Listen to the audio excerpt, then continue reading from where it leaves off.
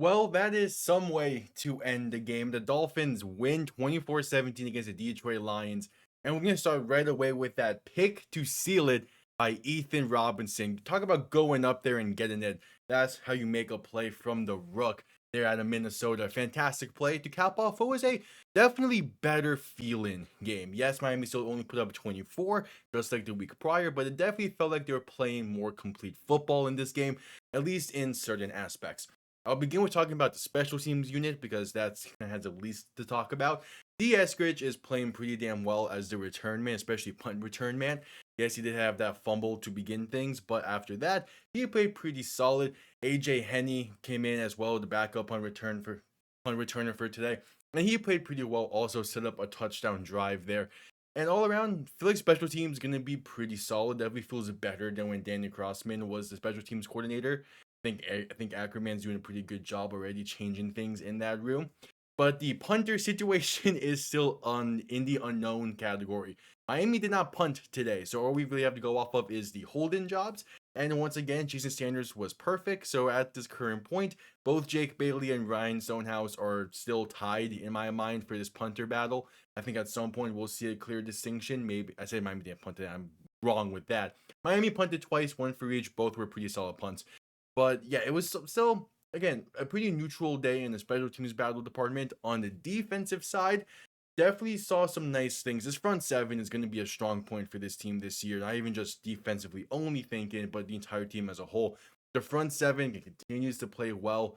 This was a primarily backup filled day for Miami, so Willie Gay Jr. and KJ Britt got these starts as the second group for linebackers, and they played pretty damn solid. They definitely have earned a spot on this roster as the 3 and 4 linebackers.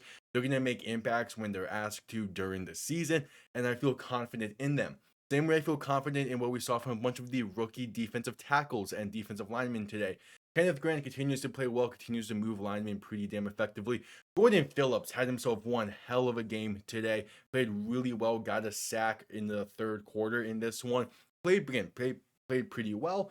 And then the other one, Biggers, I believe it's Kyle Biggers, could be wrong with that. I'm recording this right after the game. So Biggers, he also played pretty well. Probably can be more so of a practice squad defensive lineman, but definitely feels solid in the way he played. And all around, this defense definitely showed me a lot to be confident in. The secondary is still an issue, but it was primary backups today, despite the fact that most of our corner room is backups. But even in that aspect, most of it was pretty much backups today, especially in the safety department. Mika Fitzpatrick still has not played a game with Miami, and I'm not really too worried in that factor with it. I think he'll be fine come season's beginning, and I think we might see him next week. But again, confident with the defense, only giving up 17 points in this one, and part of it was a drive started deep into plus territory for the Lions, and all around played pretty well. Now I'll get to the offense. The offense is probably the main talking points around the Miami at this point because of the fact that still Tua with the injuries, so how are the backups going to play? We have that backup position battle. And Zach Wilson and Quinn Ewers both played well, both took a step forward in their play compared to last week. But I'm still leaning Quinn Ewers as the quarterback too. He just feels like he's more confident in this offense. He's playing with an extra step, it feels. Zach Wilson, he played well today, but it was primarily through the play action pass game. Meanwhile, Ewers, he has a good connection there with Theo Weiss Jr. And I feel like that connection is going to be something that we can see translating some of these other receivers on this team. But all around, I definitely am leaning Quinn Ewers to be in the QB2. Now, as for that receiver room, we had 4 starters not play today at the receiver position. Obviously, Tyreek and Waddle both got their rest today. And then Nick Westbrook-Ikine and Malik Washington also did not play. So that pretty much solidifies that they're receiver 3 and 4.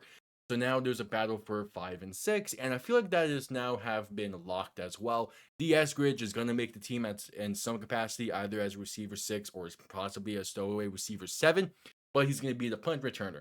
The other receiver I feel like is going to be Taj Washington. He has played well this preseason so far. He had a great catch today where he redirected a hit while catching the ball, and it was a fantastic play there. And all around, having a pretty solid preseason. Theo Weiss is going to find himself on the practice squad for sure. He had 2 touchdowns in this one, playing pretty damn well. AJ Henney as well going to find himself on the practice squad in some capacity. And I feel like Armstrong as well. I believe it's Colonel Armstrong. Again, recording this right after the game. But Armstrong as well, probably being a practice squad guy. So that leaves Eric Ezukanma, who was one of the first draft picks McDaniel did during his time in Miami and just hasn't been able to find his footing. And that marks two third-year rookies or third-year players for Miami that just have not been able to find their footing. It's Eric Ezukanma and it is Cam Smith. Both of them very well won't be on the team in the fall. Maybe to get practice squad spots. Cam Smith, he is buried on this depth chart, and he only got action beginning in the second half of this game when this was pretty much a game where he should have started if things were going right for him in camp. Just haven't really heard the greatest of news surrounding him, and being this buried on the depth chart, it's a high road to climb. He just hasn't been able to seemingly climb it just yet. But offensively, Miami's in just a fine spot. Offensive line, only the rookie Jonah Savanella, Savanea got the start today. He was pretty much the only offensive starter to play today, and he still played well. I would kind of like a little bit more movement there from some of the other offensive linemen that played, but for the most part, it was a solid day for the offensive line. I definitely felt like Brunskill played well at the center position. Keon Smith left a bit to be desired at left tackle, but the backups for a reason in these spots. The tight end position, another one that's pretty weak for Miami. Still waiting for Darren Waller to see the field, but has not yet. Tanner Connor did break out a bit today. He played pretty damn well, was a very reliable target for Zach Wilson.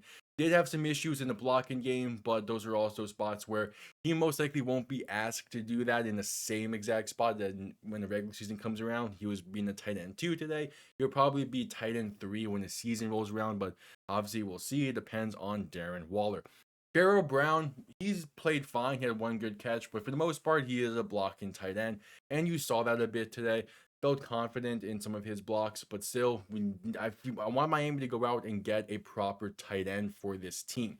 That leaves the running back position to talk about, and for as much as I do feel like Jalen Wright has potential to be a true running back 2 for this team, Ollie Gordon is looking too good in some of these preseason reps he's getting. He's definitely going to make the roster. He's definitely going to have an impact during the season. The question is just, can he beat out Jalen Wright? And I feel like the answer we're getting towards is yes on that end. But that's all my very general thoughts about Dolphin preseason week 2. A little bit of a different style than what week 1 was, because I'm back in this setup, getting readjusted to it. Next week will be a more solidified preseason and post-game setup. So enjoy this little rant for week 2, and I'll see you all next time. Have yourselves a damn good one. Peace.